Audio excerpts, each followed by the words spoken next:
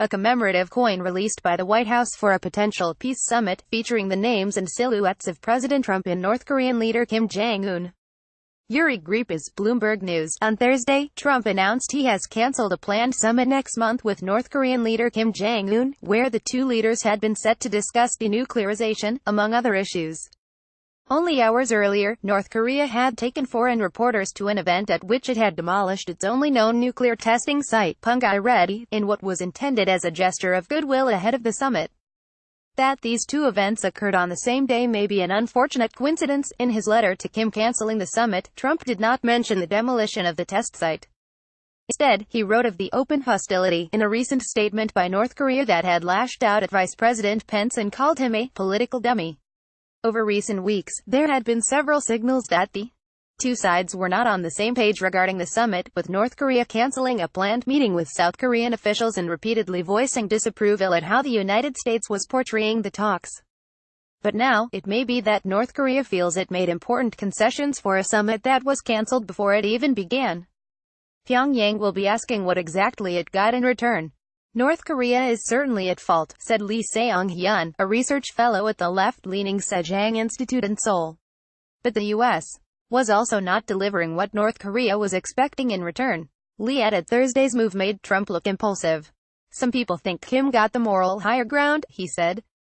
Certainly no Nobel Prize for Trump. Kim may think he was tricked by Trump, Hu Zijin, editor of the Chinese state newspaper Global Times, wrote on Twitter. Many people would think so too.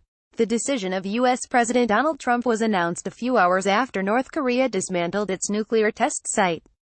North Korean leader Kim Jong-un must have felt that he was tricked by Trump. Many people would think so too. https://t.co/k5widorocs, Hu Zijin, at Huxijin.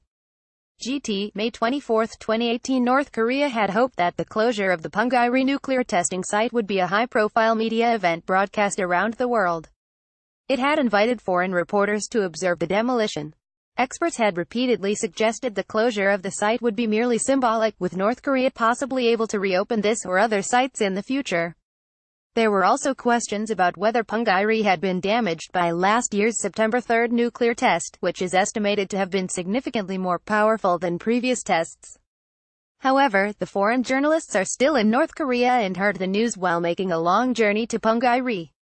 At least two of these journalists are U.S. citizens, CNN's Will Ripley and CBS News' Ben Tracy.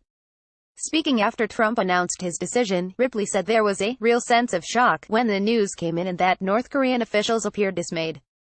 Being inside this country just hours after they've blown up their nuclear site and learning of this, it was a very awkward and uncomfortable moment, he told CNN. The demolition of Punggye-ri was not the only symbolic gesture toward the United States made by Kim this month.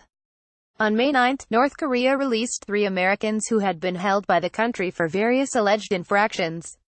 Although Trump had not made the release of the U.S. citizens a prerequisite for talks, he had expressed gratitude for the move. Frankly, nobody thought this was going to happen, and I appreciate Kim Jong-un doing this and allowing them to go. Trump said at a cabinet meeting after it was announced that the prisoners would be returning home with Secretary of State Mike Pompeo, who had made a short visit to North Korea. Official told The Washington Post that a North Korean official had made clear the decision was not something Pyongyang had taken lightly. You should make care that they do not make the same mistakes again, the North Korean official said, according to the U.S.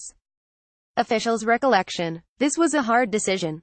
The United States had explicitly denied making any concessions in return to the North Koreans. We have made 0 concessions to Kim Jong-un to date, and have no intentions of doing so, Pompeo said Wednesday.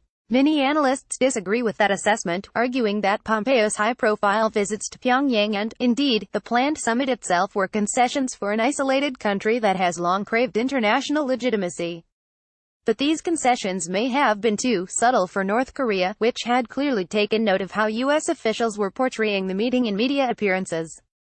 Though the Trump administration may want to return to the maximum pressure strategy of isolating North Korea, it may find that key partners such as China and South Korea are less inclined to back it.